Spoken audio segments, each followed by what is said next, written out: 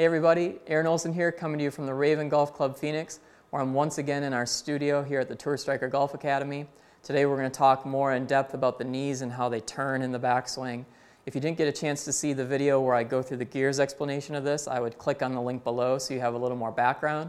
This is once again kind of a drill and more of an explanation of how you can view this on your own rather than just kind of the numbers that I've laid out in those other videos. So what I noticed in that video is that the first video is when we were looking at the gears and the knee movements, it depends a lot on how much flex you have in your knees at address and then what kind of shot you're going to hit. So if I'm hitting a half wedge shot, my knees aren't going to move or turn as much as they would if I'm hitting a full driver. So that's something to take into account. Now I'm looking at kind of a basic 8-iron, 7-iron, 6-iron swing here, somewhere throughout the middle of the bag. And what I like to see and what I have seen in some really good players in a pattern I like is the knees moving roughly 30 to 35 degrees on a 7-iron. So I'm going to go ahead and show you what that looks like. So what I've done here is I've actually put some Velcro on this aim stick, and I've laid out a straight line. So I've got a target line aim stick, and then I've got one that's roughly 30-35 degrees. So if you remember in my first video, I set a 90-degree shoulder aim stick and a 45-degree hip aim stick, and we were trying to kind of match those lines with our body lines. So this one is less than the hip line. Normally, it could be more, I guess, in some parts of the swing. But what I've got is 30 degrees. So I'm going to put this aim stick and stick it right on my knee pads here, because I have some Velcro stuck on this, so we can take a look. See if this can stick a little bit better. All right, that should be pretty good.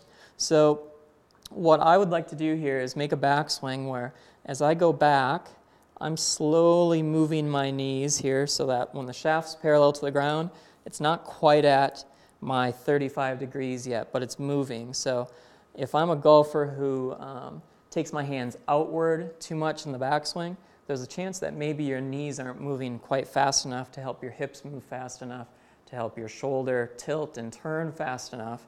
And all that can lead to the hands not being able to go inward enough in the backstroke. So one thing we're going to look for is how much the knees have turned at these certain points in the swing.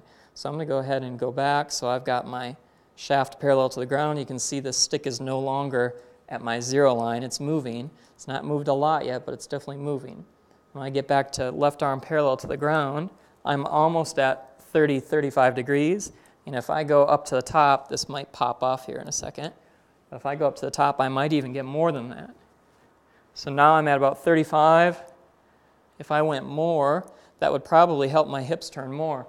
So if I was one of those old-time players who lifts their heel off the ground, you can see how much that automatically pushes my knee and moves my kind of what I call the knee stance line. So one way to generate power and to turn your hips for some of those players was to actually lift this foot off the ground. And I have a feeling that's kind of why they did it. So with my foot planted, I can still easily get 35 degrees of knee turn. If I put something across my hips at this point, you can see that that would be turned more than my knees. And then obviously if I do that, it helps my shoulders turn to 90. So what that looks like to me visually is about even more than 35, almost about 40 there, and I'm kind of overdoing it here. So I'm just matching this stick with my knees. So I could actually do that without this visual. If I simply just imagine a line across my kneecaps, and I go back, I'm going to see that these knees are moving. Right leg has straightened some. Left leg has definitely flexed more than what you would guess. This left leg in the backswing and in the early transition flexes a lot in good players. So what I see a lot is too straight of legs at the top of the backswing, especially the left one. And then also not getting enough flex into the front knee, into the downswing as well. So simply doing this knee action can add flex to your left leg throughout the swing. It can actually help a lot more than just getting the backswing elements down. So if you're having trouble with this, put an aim stick 35 degrees along the ground. Go ahead and feel like you're moving your kneecaps in concert with that to get it there to about arm parallel to the ground.